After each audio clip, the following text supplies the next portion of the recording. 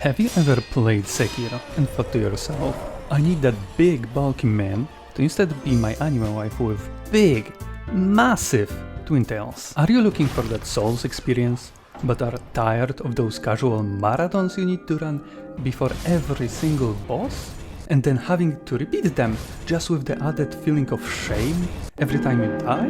Then my friend, I got a game just for you, where there is only you, the player, and the personification of your dreams, whose only goal is to beat you so bad you come back for more. Welcome to the Waifu Beater Simulator, where the waifu is the one doing the beating. The game is also known as Anime Sekiro, because it pulled a virtual heist, payday style, but with less guns and explosive and more nerd shit, like copy-pasting from GitHub, and copied the whole UI and mechanics from Sekiro, and then adapted them to be more interesting, like the funny stagger thing. In this game it's a mechanic where the anime girls get more and more confused after every block and attack. The confusion comes from the fact that you did not want to die by their hand like every whip before, and when the confusion reaches critical level, you can finally invade the personal space inside their hearts with that nice and long sword you have. But don't be too happy yet,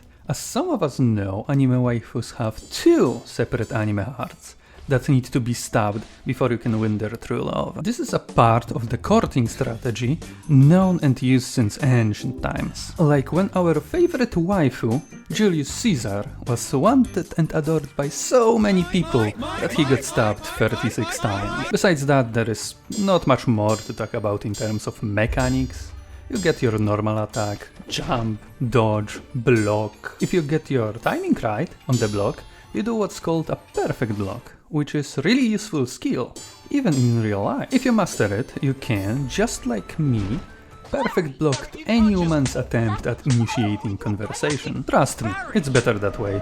They are only after your Funko Pop collection anyway. I also have no idea if any lore even exists in this game, besides me having a feeling that the title might have something to do with a certain characteristic of the main protagonist. Instead, let's talk about how it feels to play the game, and that changes a lot depending on the boss you are fighting. Currently, we got 8 different bosses in this game. They even got a bonus, 9th one, as an accessibility option, so even our dear friends working as game journalists can feel the rush of adrenaline when fighting the battle of their life. We might call it tutorial dummy, but for them it is a progressive and well-designed boss that doesn't rely on artificially high damage and unreasonable, convoluted mechanics to be challenging. But that aside, every boss has a star rating, telling you how fast they can make you lose weight.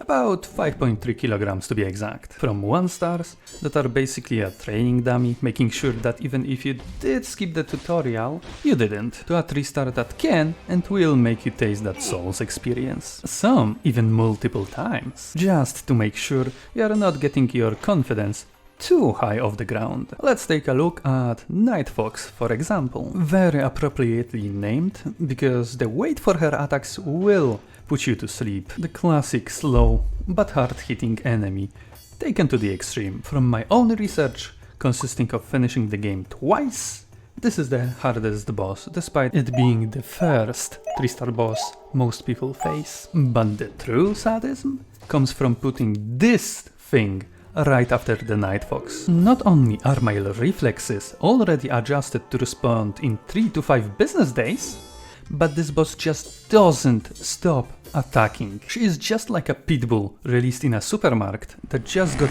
restocked with new Pokemon packs. Like, look at this! Huh? Wait a second, did I just commit a skill issue? God damn it, CJ, not again.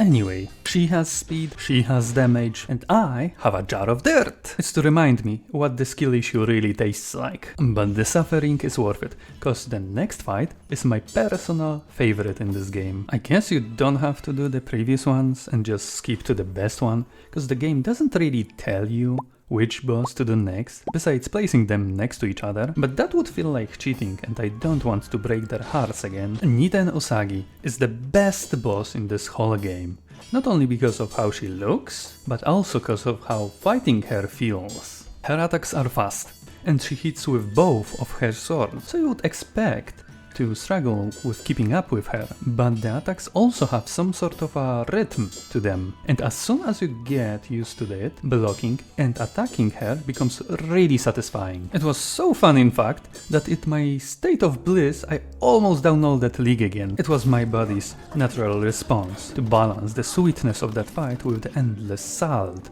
of average League match. Luckily I survived and did not relapse.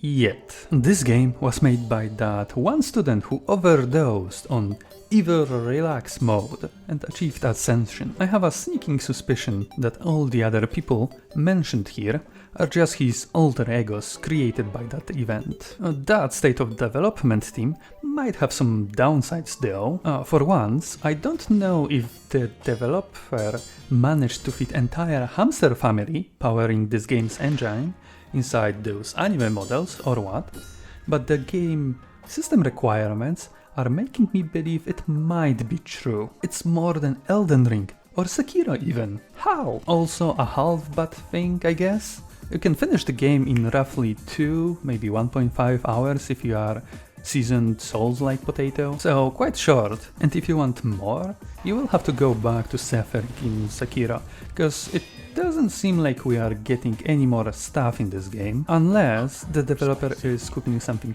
really good for us. Really slow boiling at this point. The game is free on Steam, so if anyone wants to try it, just borrow your friend's NASA PC. Oh, and if you want to know what score I gave this game, solve this Facebook engagement bait post. If you made it this far into the video, thank you very much. Appreciate you. If you want to support me more, go watch some of my other stuff, I guess. You can also subscribe or follow me on Twitter. I don't post there really, but I do stream sometimes on Twitch.